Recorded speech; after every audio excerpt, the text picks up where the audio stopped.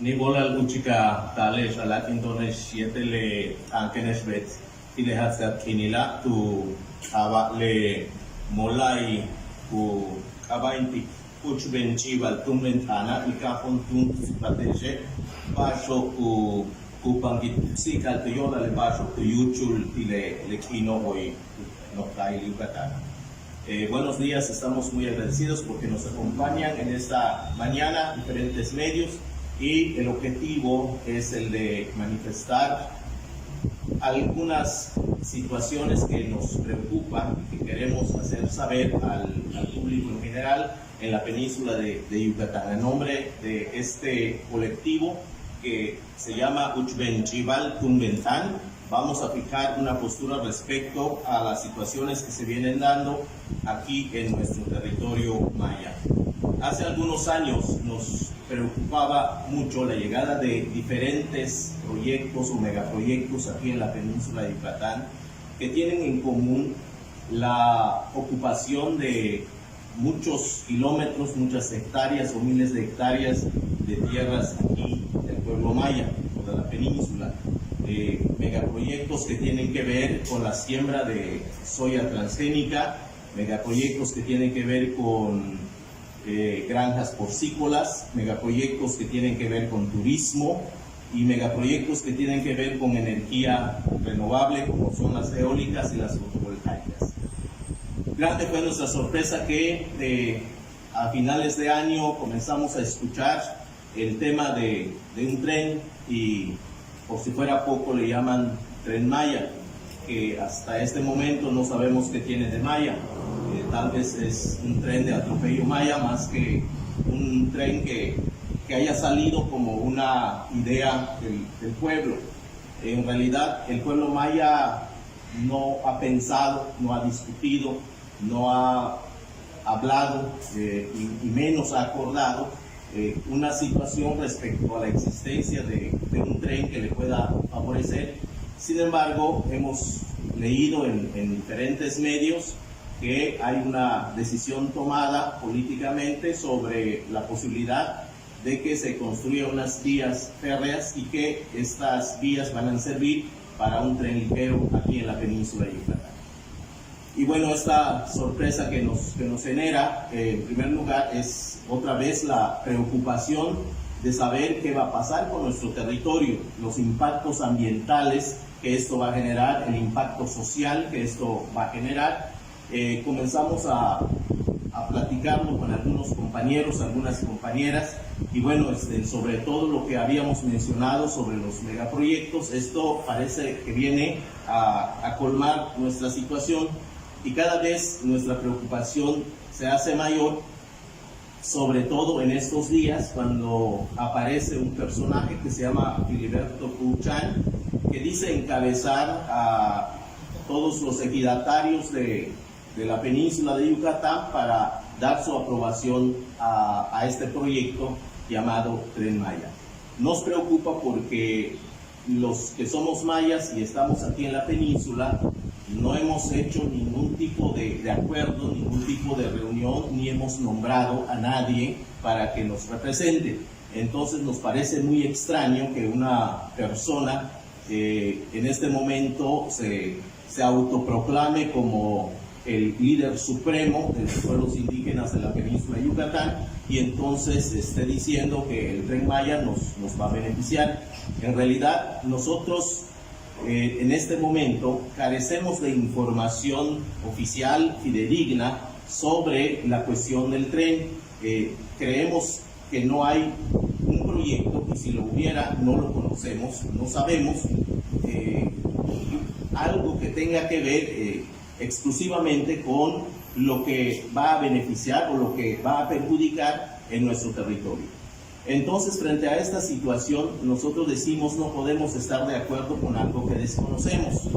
Y en su caso, nosotros pensamos que de acuerdo al derecho que nos asiste nuestra identidad maya, de acuerdo a los convenios internacionales, como es el convenio 169 de la OIT, en la que se marca que necesita el Estado ante proyectos de este nivel pues hacer una consulta previa, libre, informada, culturalmente adecuada y de buena fe. Y bueno, pues nosotros con este derecho pensamos que es necesario que el Estado o quienes estén promoviendo este proyecto pues viniera a hacer esta actividad, estas preguntas que nos corresponde como pueblo maya, pues decir nuestra palabra al respecto. Y esto no ha sucedido. Bueno, este derecho internacional no es solamente una ley que está en el convenio 169, sino también en el artículo 2 constitucional y en otras leyes. En este sentido, los pueblos mayas tenemos un derecho de autodeterminación y de autonomía que se consagra en nuestra Carta Magna, y esperamos de parte del gobierno pues que haya una consulta de esta naturaleza. No queremos aceptar consultas ciudadanas en donde nos parece que este tipo de consultas es una simulación o no sabemos a quiénes realmente beneficia, pero la Constitución y el Convenio 169 no habla de este tipo de consultas, sino las consultas que nosotros pedimos es con base a lo que dice el Convenio 169, que es una consulta indígena en donde nosotros como pueblos indígenas tenemos que discutir, tenemos que acordar y en su caso tenemos que pronunciar nuestra voluntad. En ese sentido manifestamos nuestra inconformidad. Entonces, hoy queremos dar a conocer al pueblo de Yucatán, a la península de Yucatán, con el apoyo de todos ustedes, los medios de comunicación, pues esta postura de que no nos deslindamos completamente de las declaraciones del señor Filiberto, toda vez que es un personaje que no ha consultado con nadie, no se ha puesto de acuerdo con nadie, es más, lo desconocemos, y que lamentamos que a nombre nuestro esté haciendo este tipo de declaraciones. No estamos de acuerdo con el Tren Maya, toda vez que no tenemos ninguna información oficial y fidedigna al respecto. Nosotros lo que pensamos y creemos es que se nos debe respetar el derecho consagrado en la Constitución, que es el de consultarnos, el de discutir esto y ponernos de acuerdo entre nosotros para luego dar nuestra voluntad si eso es el caso. Y si no, pues también sabremos decir no. Muchas gracias.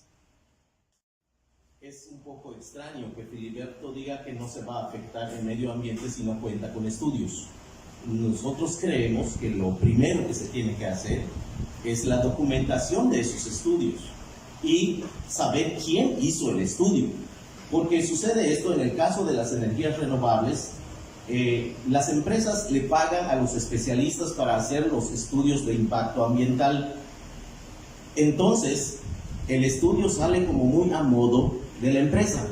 Como para darles un ejemplo, en los estudios que hicieron en el caso de Sonot Carretero, dice una de las manifestaciones de impacto ambiental, sí encontramos algunos nidos de pájaro, pero los quitamos de su lugar y los trasladamos a otro para que no sean afectados.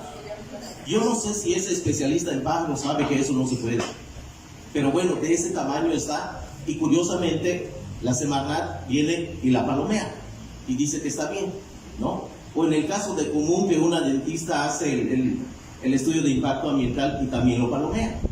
Entonces, digamos, por lo menos está el estudio, pero en este caso ni siquiera el estudio.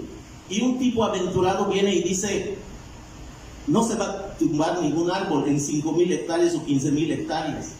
O sea, me parece muy aventurado. Pero además, quiero sumar una cosa respecto al señor Filiberto.